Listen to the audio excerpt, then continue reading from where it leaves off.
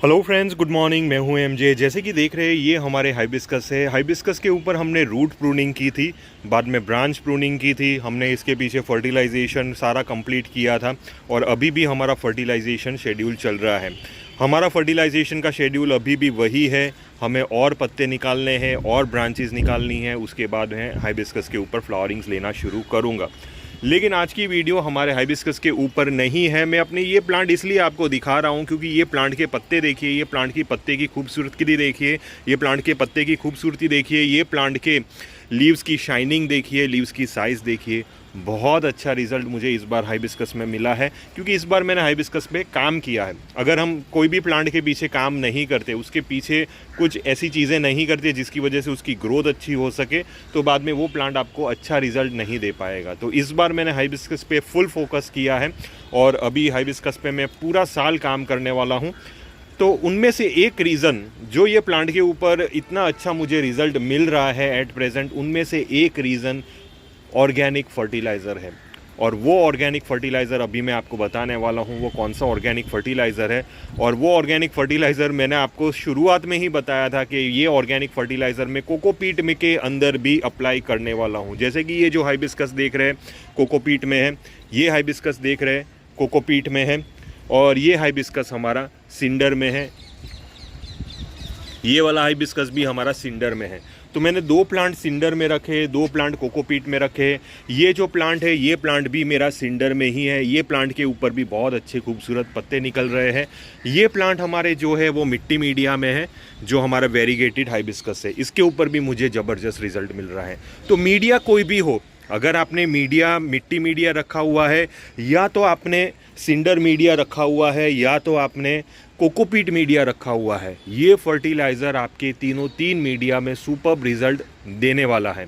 और ये मेरा यानी कि मेरा सबसे फेवरेट और सबसे मेरा ट्रस्टेड फर्टिलाइज़र है, वो है ये जो देख रहे हो ये है हमारा cow dung liquid fertiliser. Cow dung liquid fertiliser के ऊपर मेरी बहुत सारी वीडियोस मौजूद है। और ये फर्टिलाइज़र बीच में मैंने बंद कर दिया था क्योंकि मैं सोच रहा था कि भाई मैंने बायो ऑर्गेनिक फर्टिलाइज़र्स ले लिए हैं तो उसके ऊपर से ही मैं रिज़ल्ट लेता रहूँगा। लेकिन ये फर्टिलाइज़र का जो रिज़ल्ट है वो सुपर्ब है। दूसरे सारे बायो ऑर्गेनिक फर्टिलाइज़र्स के कंपैरिजन में इसका मुझे रिज़ल्ट सुपर्ब लग रहा है। लेकिन इसका रिज़ल्ट आपको तभी मिलेगा जब आप एक सही क्वालिटी का काउडंग फर्टिलाइज़र ले रहे हो। अब सही क्वालिटी का काउडंग फर्टिलाइज़र मतलब देखिए, काउडंग फर्टिलाइज़र्स आपको नर्सरी या तो ऑनलाइन वगैरह हर जगह पे मिल जाएगा, लेकिन वहाँ पे मिक्सर होता है, मिक्सअप होता है।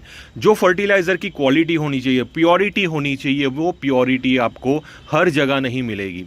देखिए, मैं अपने लोकल से नर्सरी से एक फर्टिलाइज़र काउडंग फर्टिलाइज़र ले रहा हूँ, वो अराउंड 900 रुपीज़ 50 kg का बैग पूरा मैं ले लेता हूँ। जी हाँ, 900 रुपीज़ 50 kg का। और ये काउडंग फर्टिलाइज़र है और स्पेशली ये जहाँ गौशाला है वो लोग ही ये फर्टिलाइज़र रेडी कर रहे हैं, तो वहाँ से मैं पूरा फर्टिलाइज़र उठा लेता हूँ।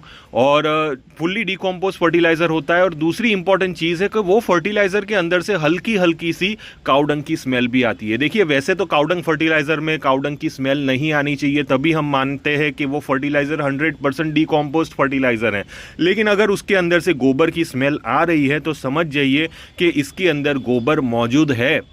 क्योंकि बहुत जगहों पे आप वर्मी कॉम्पोस्ट देख लेंगे या तो कोई दूसरा कॉम्पोस्ट देख लेंगे, आप हाथ में उठाओगे वो फर्टिलाइज़र को तो वो फर्टिलाइज़र थोड़ा सा सैंडी लगेगा, सूखा हुआ लगेगा, और वो फर्टिलाइज़र बहुत ही पतला लगेगा, बारीक लगेगा।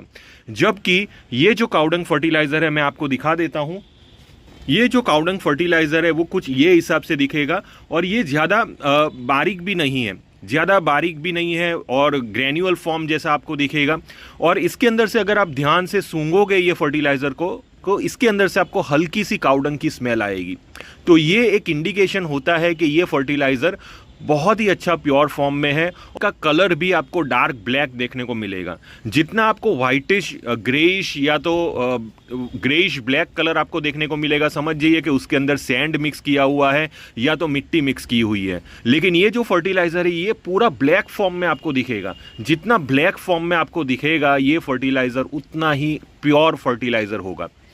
तो ये फर्टिलाइज़र मैंने अपने लोकल नर्सरी से लिया है। तो आप अपने कहीं से भी लोकल जगह से ले सकते हैं, लेकिन कुछ चीज़ों का ध्यान देना है फर्टिलाइज़र लेने से पहले। और एक और चीज़ भी देख लीजिए कि जो आदमी जितना सस्ता फर्टिलाइज़र दे रहा है, ये मैं ऑर्गेनिक के लिए बात कर रहा हूँ, कि जो बंदा जितना सस्ता फर्टिलाइज़र दे रहा है, समझ जाइए कि उसके अंदर कुछ ना कुछ गड़बड़ की हुई है। या तो उसके अंदर मिक्सिंग की हुई है, मिट्टी की मिक्सिंग की हुई है, या तो सैंड की मिक्सिंग की हुई है। तो ये हमारा काउडंग फर्टिलाइज़र है, मैं इसके अंदर ही डाल देता हूँ।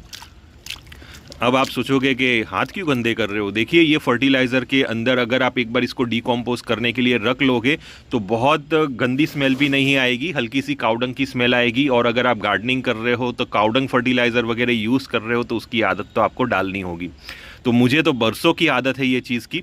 तो चलिए टॉपिक पे चलते हैं। अब ये काउडंग फर्टिलाइज़र हमें कैसे लेना है। देखिए, सबसे पहले तो जो मैं काउडंग फर्टिलाइज़र यूज़ कर रहा था वो काउडंग केक्स के माध्यम से यूज़ कर रहा था, यानी कि डायरेक्ट मैं काउडंग केक्स ले लेता था, यानी कि जो उपले होते हैं गाय के, वो मैं ले लेता था। अराउंड 10 से 15 उपले ले लेता था, उसको ऐसे पानी में भिगो के बाद में यूज़ करता था। वो भी बहुत अच्छा रिजल्ट मुझे दे रहा था, नो डाउट। लेकिन एक तो डिकम्पोज होने में उसको बहुत ज़्यादा वक्त लगता था ये पानी के अंदर। और अगर हम काउडंग फर्टिलाइज़र, जो रेडीमेड काउडंग फर्टिलाइज़र डाल देते हैं, तो वो बहुत जल्दी इसके अंदर मिल जाता था, घुल जाता था और जल्दी डिकम्पोज हो जाता था। वैसे तो ये डिकम्पोज ही है, और ज़्यादा डिकम्पोज होगा। जितना ज़्यादा ये डिकम्पोज होगा उतनी ही ज़्यादा माइक्रोबियल एक्टिविटी ये लिक्विड के अंदर बनना शुरू हो जाएगी। तो ये मेरा एक मेन रीज़न है जिसकी वजह से मैं उपले से लेके अभी तक ये काउडंग फर्टिलाइज़र पे आ चुका हूँ। अब ये जो फर्टिलाइज़र है ये 20 लीटर का ड्रम है। 20 लीटर के ड्रम में मैंने अराउंड 2 केजी जितना, 20 लीटर के ड्रम में मैंने 2 केजी जितना ये काउडंग फर्टिलाइज़र डाल दिया है। और बाकी मैंने पानी इसके अंदर पूरा भर दिया है। देखिए, जैसे कि ऊपर तक मैंने पानी भर दिया है। यहाँ पे जो देख रहे हो ये है तुलसी जी के पत्ते। तुलसी जी के पत्ते मैं इसलिए इसके अंदर डाल रहा हूँ क्योंकि हम कचरे वगैरह में फेंक नहीं सकते, और मेरे यहाँ बहुत सारे तुलसी जी के प्लांट हो जाते हैं, जैसे कि देख रहे हो हर जगह पे अपने आप हो जाते हैं। तो मुझे कई बार कट करना पड़ता है, और कट करने के बाद मैं वो फेंकता नहीं हूँ, मैं अपने फर्टिलाइज़र के अंदर ही डाल देता हूँ, ताकि वो तुलसी जी के पौधे का जो न्यूट्रिएंट्स है, क्योंकि तुलसी जी के पौधे भी एक बहुत अच्छा नाइट्रोजन का सोर्स है, और उसका भी हमें न्यूट्रिएंट्स मिल जाएगा हमारे प्लांट्स के लिए। तो वो प्लांट हमारे प्लांट्स के लिए बेनिफिशियल है, तो इसीलिए उसको भी मैं डिकम्पोज करने के लिए लिक्विड में डाल देता हूँ। तो इस तरह से मैं ये पूरा लिक्विड में रेडी कर देता हूँ। और बाद में ये लिक्विड यूज़ कैसे करना है, देखिए, ये लिक्विड के अंदर जब भी आप ये काउडंग कॉम्पोस्ट वगैरह डालते हो, तब उसके साथ आप 1 केजी जितना या तो 500 ग्राम जितना गुड़ डाल दीजिए। जो कोई भी गुड़ हो, काला गुड़ हो या तो वाइट गुड़ हो, कोई भी गुड़ हो, वो आप डाल दीजिए। इससे माइक्रोबियल एक्टिविटी बढ़ना शुरू हो जाएगी, क्योंकि गुड़ एक ऐसा मटेरियल है जो माइक्रोब्स खाता है और उसकी मल्टीप्लिकेशन होती रहती है। तो माइक्रोबियल एक्टिविटी बढ़ाने के लिए हमें गुड़ डालना है। और बाद में 1 हफ्ते या 10 दिन के लिए, ओनली 1 वीक टू 10 डेज़ के लिए ये पानी को ऐसे ही रहने दीजिए, बंद करके रहने दीजिए। मैंने ओपन में रखा है, जैसे कि देख रहे हो, मैं ऐसे इसको ढक देता हूँ और बाद में 1 हफ्ते तक रहने देता हूँ। कोई मैंने शेडी लोकेशन वगैरह में नहीं रखा है, ओपन में ही रखा है, कोई दिक्कत नहीं होगी। शेडी लोकेशन में हो तो ज़्यादा अच्छा है, माइक्रोबियल एक्टिविटी बहुत ज़्यादा बढ़ेगी। मेरे यहाँ इतना शेडी लोकेशन है नहीं, इसलिए मैंने ओपन में रखा है, कोई दिक्कत नहीं है।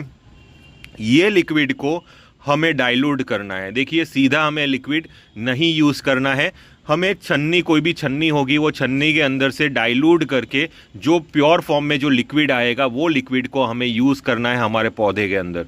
कितना लिक्विड यूज़ करना है, अब जैसे कि मेरे पीछे यहाँ पे देख रहे हो, ये है 200 लीटर का ड्रम और ये है 20 लीटर का ड्रम। अब ये 20 लीटर पानी में पूरा डाइल्यूट कर देता हूँ, और बाद में वो 20 लीटर पानी में ये 200 लीटर के ड्रम के अंदर डाल देता हूँ, और बाकी का जो रेशियो, बाकी का जो हिस्सा बचेगा उसके अंदर मैं नॉर्मल वाटर डाल दूंगा। और इस हिसाब से डाइल्यूट फॉर्म करके मैं अपने सारे प्लांट्स के अंदर हफ्ते में 1 बार ये लिक्विड का एप्लीकेशन मैंने करना शुरू कर दिया है। मेरे रोजेज़ हुए, मेरे हाइबिस्कस हुए, या तो मेरे कोई भी इंडोर प्लांट्स हुए, या तो किसी भी टाइप के पौधे हुए, सारे पौधे के अंदर मैं ये लिक्विड फर्टिलाइज़र अप्लाई कर देता हूँ।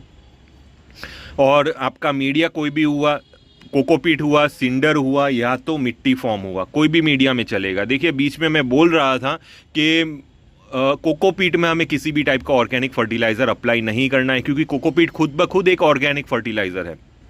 लेकिन कोकोपीट में हमें ग्रैन्युअल फॉर्म में किसी भी टाइप का ऑर्गेनिक फर्टिलाइज़र यूज़ नहीं करना है। ये जो हम यूज़ कर रहे हैं वो लिक्विड फॉर्म में है, इसीलिए ये बेस्ट रहेगा हमारे कोकोपीट के लिए भी। तो लिक्विड फॉर्म में यूज़ कीजिए। आप ग्रैन्युअल फॉर्म में डायरेक्ट अगर आप कोकोपीट के ऊपर कंपोस्ट वगैरह डालेंगे तो वो क्या करेगा, समर सीज़न में तो ठीक है, समर सीज़न निकल जाएगा, लेकिन यही जो कंपोस्ट है वो मॉनसून की सीज़न में चॉकअप कर देगा, आपके कोकोपीट को चिकना कर देगा। तो वो चीज़ हमें नहीं करनी है, इसीलिए हम लिक्विड फॉर्म में यूज़ करेंगे। लिक्विड फॉर्म में यूज़ करने का मेन रीज़न यही रहेगा कि उसके अंदर माइक्रोबियल एक्टिविटी बनी रहेगी। समर सीज़न में जितने ज़्यादा माइक्रोबियल एक्टिविटी आपके पौधे के अंदर बनी रहेगी, आपके जो प्लांट का मीडिया हेल्दी रहेगा, रूट सिस्टम बढ़ेंगे क्योंकि उसका पीएच मेंटेन रहेगा। जितना ज़्यादा गर्मी बढ़ेगी आपके प्लांट के मीडिया का पीएच उतना ही अल्कलाइन होता जाएगा। और अगर आप